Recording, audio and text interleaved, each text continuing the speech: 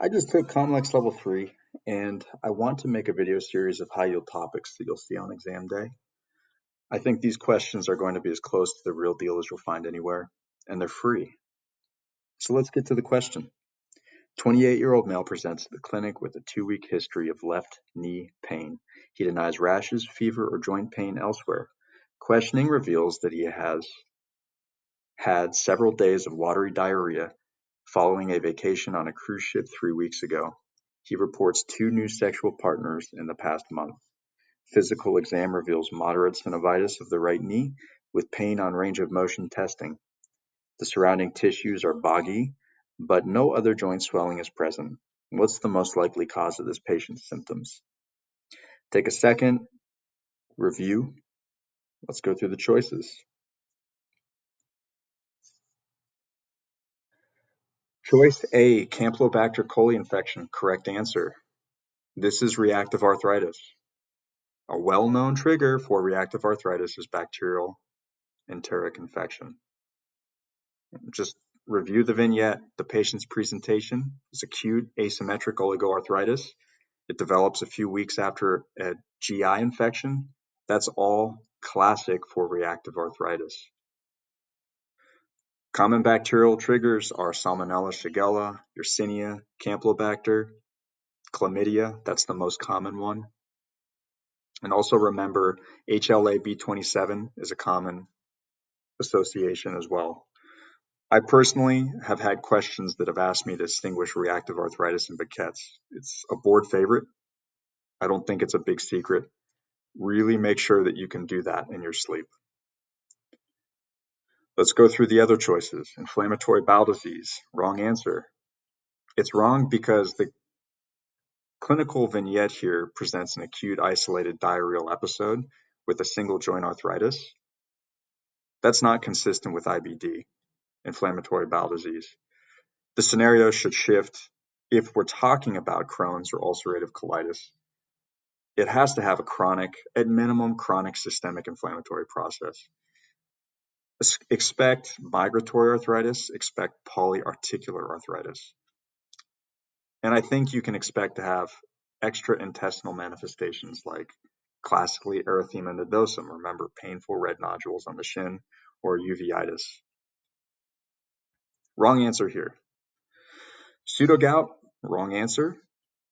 Pseudogout is also called calcium pyrophosphate deposition disease. And this is an old person disease. It's extremely rare in patients under 50.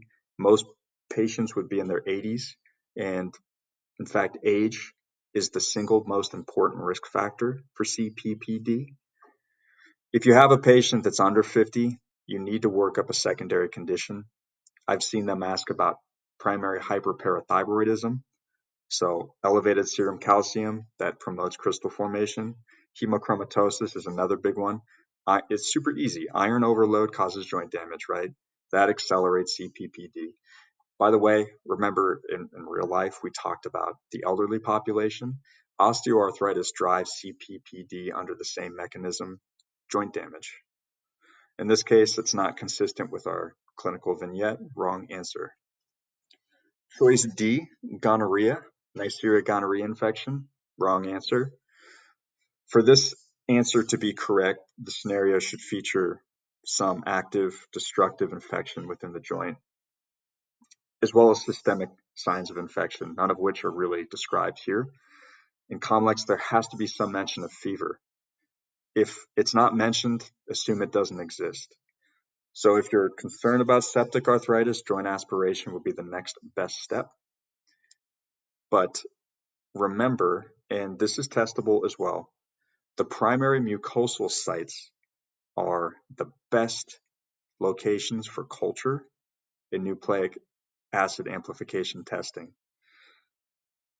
If you're culturing joint aspiration, those can be negative 25 to 50% of the time.